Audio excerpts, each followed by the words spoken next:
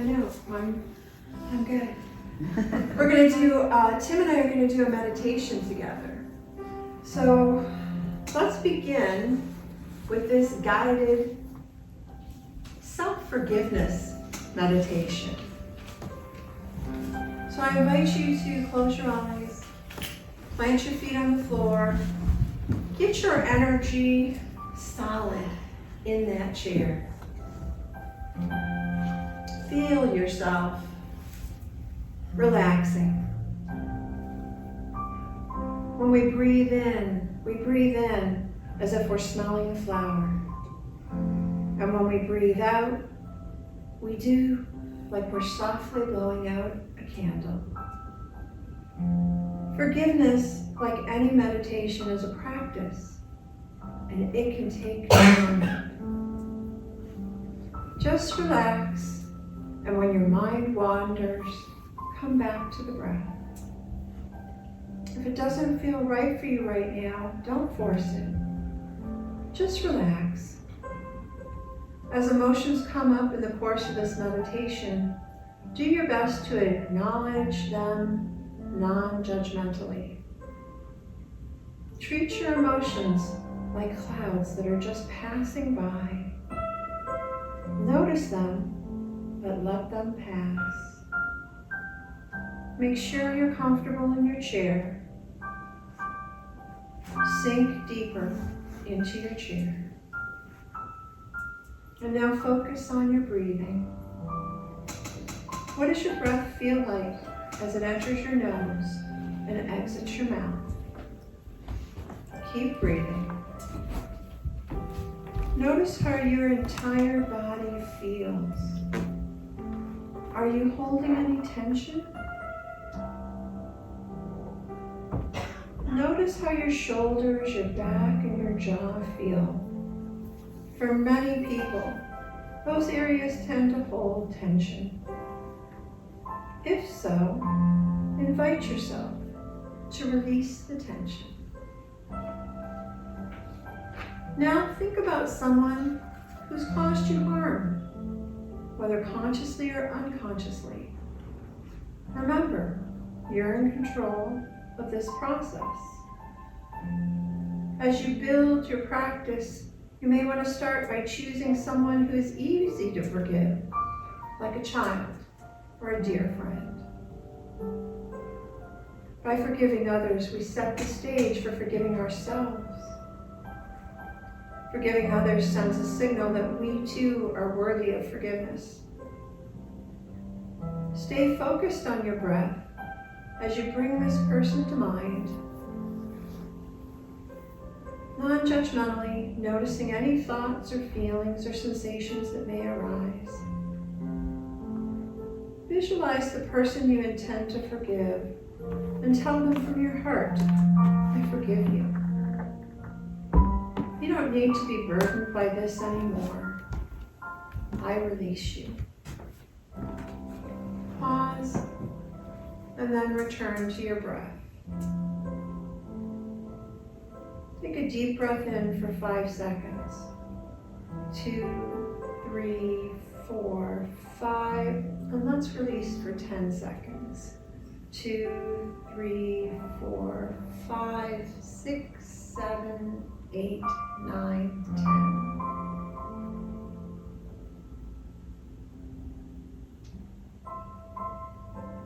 Now bring to mind someone you harmed. Remember, you're in control of this process. You can choose to identify a situation as easier to let go of at first. Imagine yourself standing in front of the person you've consciously or unconsciously harmed. Look in their eyes. Tell them you're sorry. Ask for forgiveness.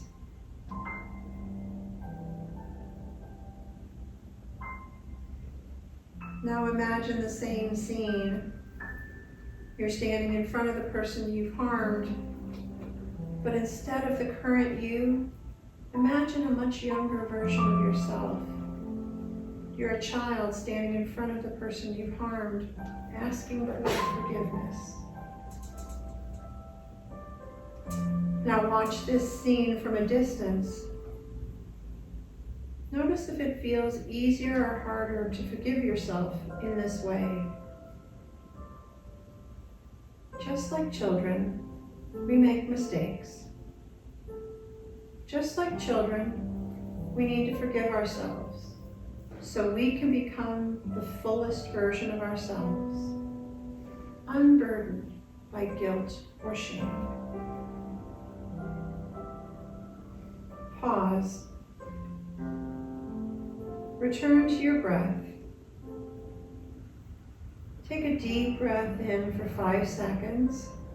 2, 3, 4, 5. Let it out for 10. 2, 3, 4, 5, 6, 7, 8, 9, 10. Now bring yourself to mind. Remember that in the course of living our lives, we also hurt ourselves. We limit our potential. We damage ourselves. We hold on to guilt and shame, illness for longer than we should. Sometimes we begin to blame past versions of ourselves for leading us down the road we're on now. But so much of what we do is based around our conditioning. So many of the ways we harm ourselves are unintentional. Now imagine yourself as a child. Kneel down.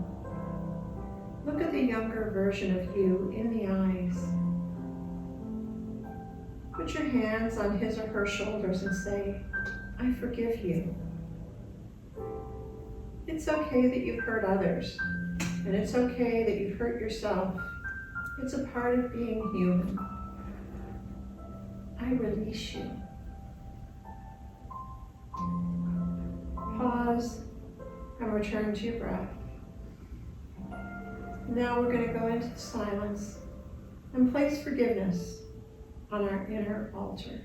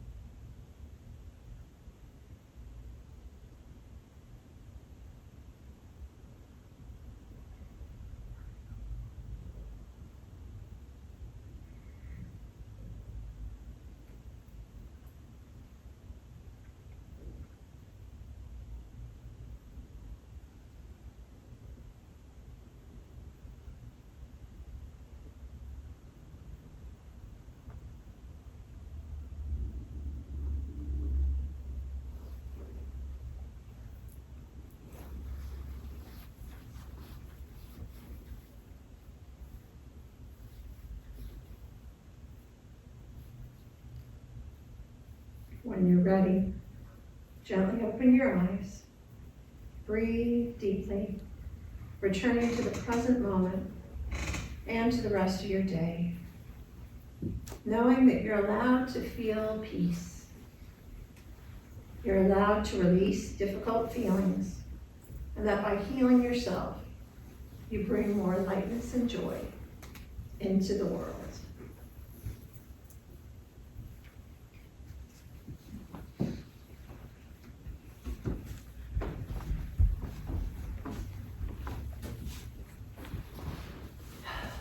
Good morning.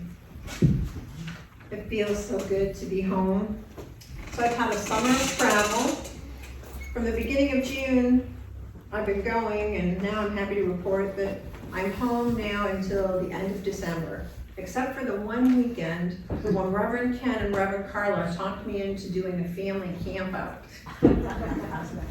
I'm in charge of campfire songs and making God's eyes. So if you were ever a Girl Scout and you made the God's eyes with the yarn, yeah, we're gonna make them. They're gonna make a comeback. You wanna go? Okay, there's tents available. There was one cabin Guess who got the cabin? I have to buy a little refrigerator for the cabin that they needed, Oh, God. but I got first dibs on the cabin. Nice. So I do have some flyers if you're interested in joining that weekend in November. I wanted to talk about my trip. I did 2 retreats in 1 week. I did a retreat with Reverend Blair Tabor and the Alhambra Foundation, which is here in California. And Alhambra Foundation, Alhambra was a church in Alhambra. They didn't have enough people, so they sold their church and they put that money in a trust. And they did this at a time when interest rates were very good and money was paying. So Alhambra money helps ministers go to school. They pay for classes for people who are taking SEE classes. They help churches with lighting, with all kinds of different things. So Alhambra Foundation put on this retreat. So the first picture that I want to show you is Unity Village. So Reverend Blair brought his guitar and we sang a lot. The focus of it was the 12 Powers. And there were about 35 people in attendance. Now Reverend Charlie Tupper and Reverend Michael Schoonover, they both came and they helped present also. Oh wait, go back. Go back. I gotta talk about these things. So this is Reverend Charlie Tupper in the middle. There's me with the angel wings. You gotta get your picture taken with the angel wings, okay? And then that's Reverend Carla. And Reverend Carla is my good friend. She got me through ministerial school, and there's proof that I could do angel wings by myself. So this is Unity Village, and you can see it's looking out at the fountains. If you've ever been, it's the most beautiful place that I could ever, the place just vibrates.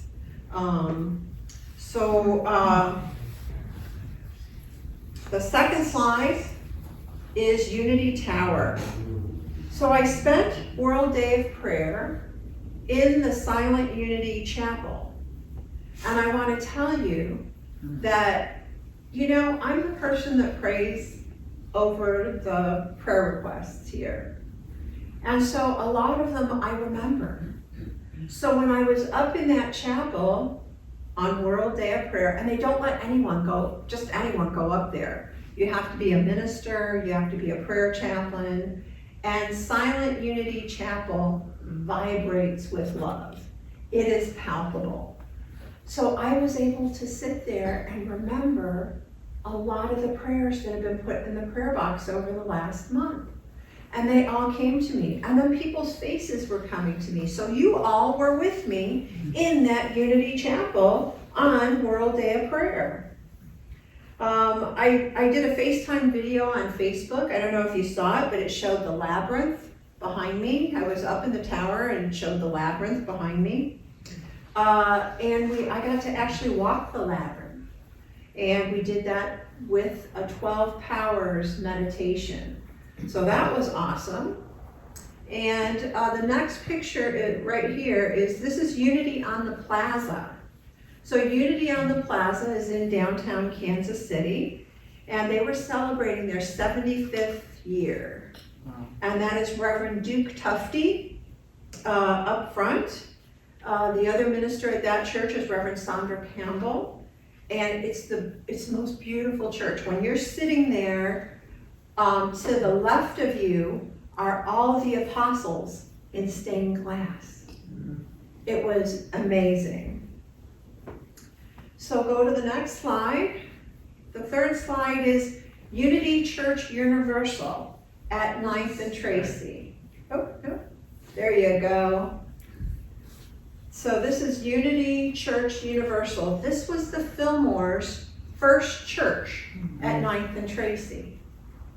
It was their first building. And in the bottom picture, you can see Reverend Blair. There's Reverend Blair with the beard with Reverend Carla. You see how short she is there. Reverend Blair's tall too.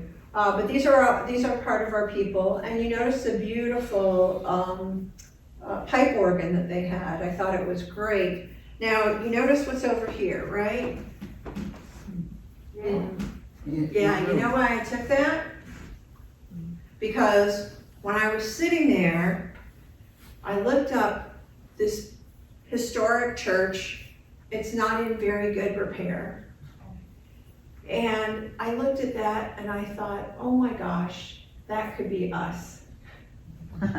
If we don't get this money for the roof raised, that could be us. So it is imperative that before the rain comes, that we get this fixed. And you can see we've had a couple little leaks underneath the plastic that's on top. And Romy's gonna talk about the Raise the Roof Fund a little bit later. But I took a picture of that hole because I wanted you all to see that could be us. Okay? No guilt involved. None of that. I'm just saying that could be us. And it was a really gnarly hole. So let me tell you the other thing too. They have rodent problems. So their solution to the rodent problems, now remember we had rodent problems too, and we got an exterminator. Theirs was 5 cats. That's what I was gonna just say, cats would be. Cats. Yeah, the place smelled like 5 cats. Just saying. So the 4th slide I have, oh wait, in the corner, I want to show you that picture. So see the cornerstone that's right behind my face, in the over at the end? That cornerstone reads, this was a cornerstone that the Fillmores put in this church, and it says, built upon the foundation of the apostles, prophets, and Jesus Christ himself being the chief cornerstone of that church.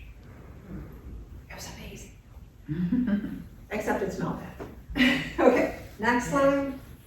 Okay, so this is in the Lowell Fillmore. Now Lowell Fillmore was one of the sons of Charles and Myrtle. And Lowell Fillmore has a garden right off the hotel. And in the garden, there's this lovely little rock garden. So I left 2 rocks behind, and I got this one. I got this rock from the garden. So I took one, but I left 2 behind. One had a paw print. If you know me, I love the dogs. And on the back it said unconditional love. And then the other one said hope is real, with the sun. And I got one because I like this one. It had flowers, and so that's why I picked it. It had flowers. And then it says, don't stop believing on the back. And I heard the Journey song, don't stop believing.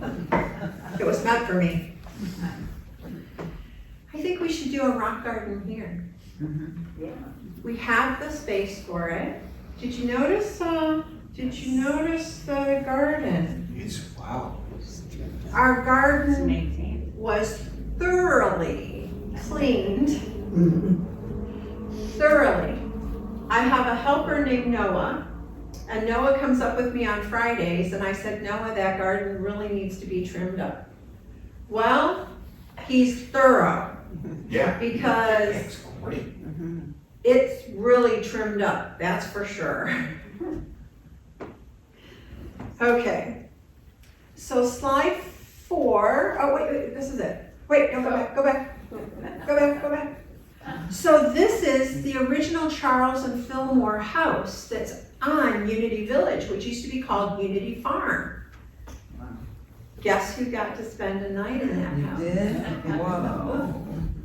So you can see the house here. It's been built onto, this was the house that Myrtle, she's my kind of girl, she had it built with no kitchen.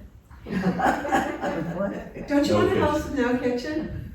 No? I know.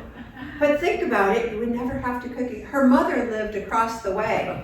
So I'm sure that's where they went and got all their meals. It's not like they didn't eat. But she had no kitchen in this house. So they've actually done it into an Airbnb. Only ministers can rent this house. And you have to give a really good love offering to do it. And Reverend Tony Bain was having her retreat. That was the second retreat in this Fillmore house. It's called Fillmore Manor. Now upstairs, you can see this is the living room. On the extreme right is the living room, and there's a little closet off the upstairs. And we opened up this creepy little closet, and Reverend Tony says, I think this is where they kept the kids. I was like, or they stayed with Grandma across the street. But I got to sleep in Myrtle Fillmore's bedroom. So this one down here, they've redone it. It looks very nice. And this is Myrtle Fillmore's bedroom. Wow. So that's where I spent the night.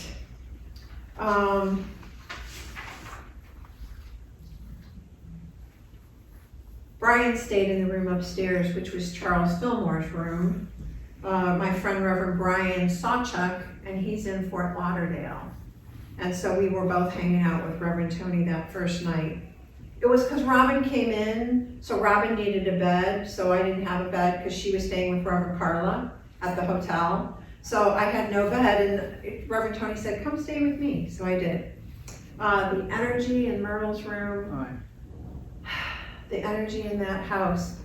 A funny story, Reverend Tony and Brian, before I got there the next day, went to sage the house. And they lit the sage, and the sage kept blowing out.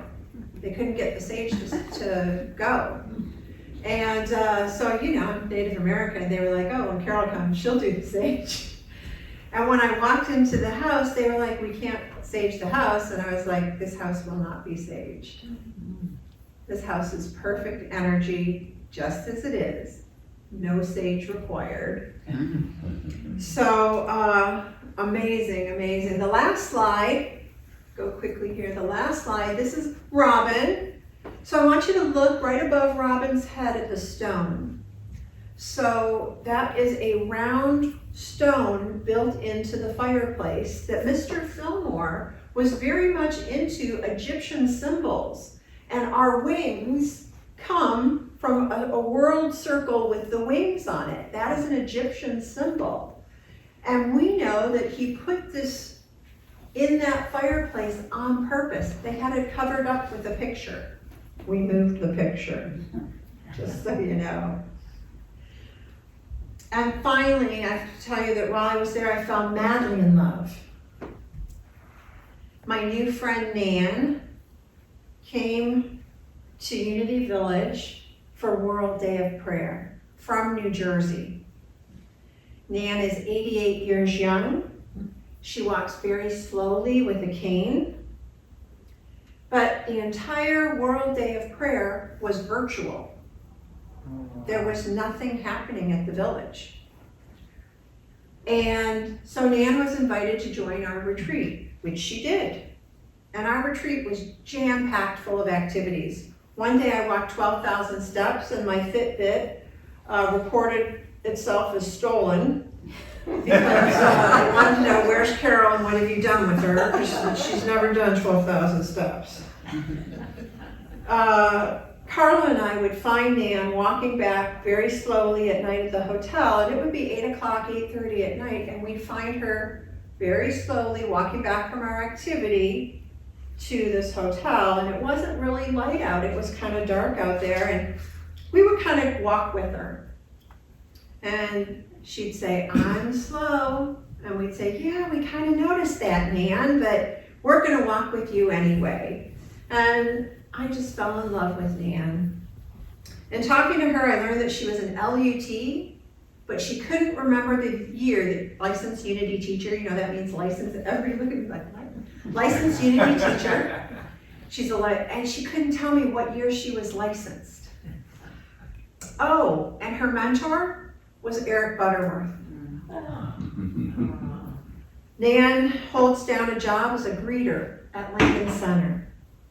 She was such a bright light. So because of Nan, I had to forgive 32 people that I got really mad at. And I got really judgmental about them. 32 people all at once. When we went out for lunch at the Unity on the Plaza, Reverend Carla and Reverend Charlie and I decided we'd sneak out a little bit early because we were really hungry. So we snuck out maybe 5 minutes early, and we had crossed 2 major streets in downtown Kansas City. So we were going to McCormick and Schmidt's. I've had lunch there before, it's really good. So we cross this big street, big intersection that's 4 lanes, and then we cross another intersection that's 6 lanes. So we've crossed major intersections, and we look back and everybody's getting out at this time. We left a little early. And I'm noticing that Nan is at the front of the pack. So I'm like, okay, she's okay. And 32 people walked by Nan. 32 people left Nan standing on a corner in Kansas City alone. No one included her in their lunch plans. 32 people walked past her. Ministers, licensed Unity teachers, people there on a spiritual retreat. I got really mad. When we looked back and we saw her, Reverend Carla and I yelled, Nan, we're gonna come get you. But then there was this lovely young man who was walking with his child, and he saw us, because he saw her and thought, who left this lady, 88-year-old lady, on the corner in Kansas City? And he brought her to us over those 2 big main intersections. She walked slow. So at one point we were stopping traffic. We came out 3 lanes and he came out 3 lanes. We were stopping traffic. Once at lunch, Nan wanted oysters.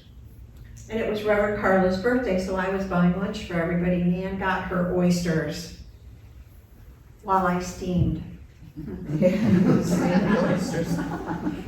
Internally, I was pissed off at each and every one of the 32 people. And when we got back on the bus, I scowled at several of them.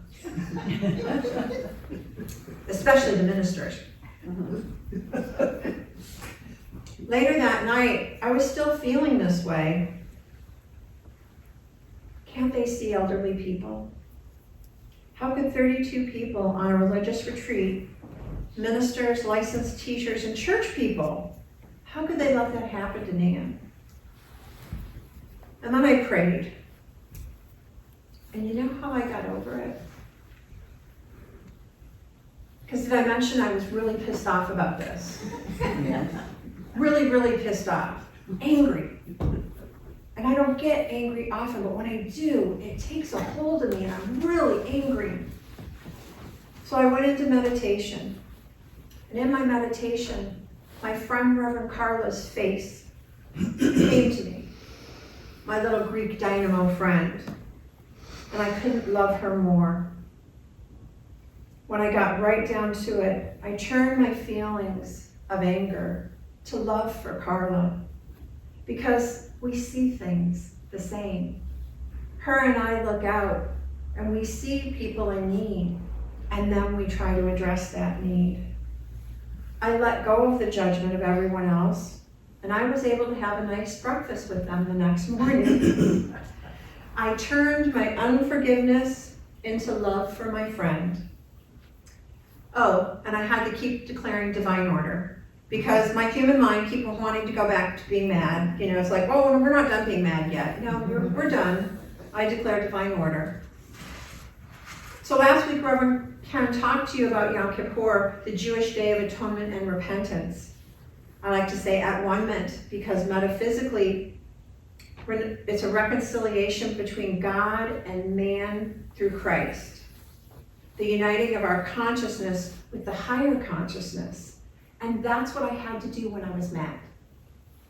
It's easy to do when you're all meditating and you're zen and nobody's bothering you.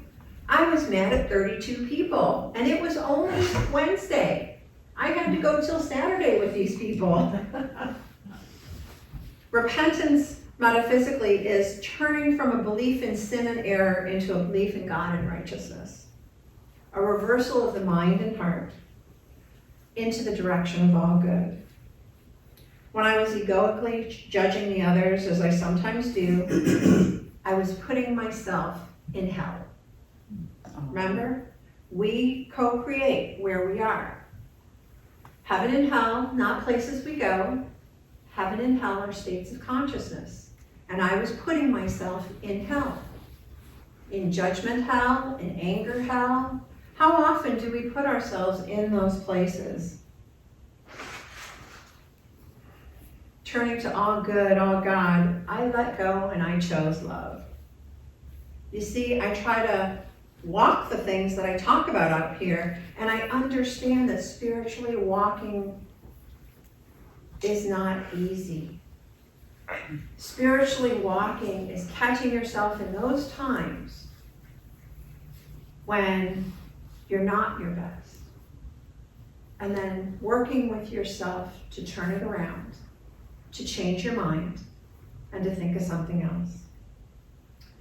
So I wanted you all to think about forgiveness. And I wanted you to think about my situation with forgiveness and how I overcame it. And we forgive through our power of love. Ask yourself, what good can forgiveness bring you? How can at one minute offer you peace? So let's say today, I'm letting go of all the negative things in my life. I forgive myself and others freely as I am forgiven. So let's say it together. I'm letting go of all the negative things in my life. I forgive myself and others freely as I am forgiven. I am letting go of all the negative things in my life. I forgive myself and others freely as I'm forgiven. Next week, I'm going to remember to have it up there on the slides. Because the truth is, we are all at one, and we all need forgiveness. And we all need to get forgiveness. And so it is, and so we allow it to be. Namaste. Until next week. Namaste.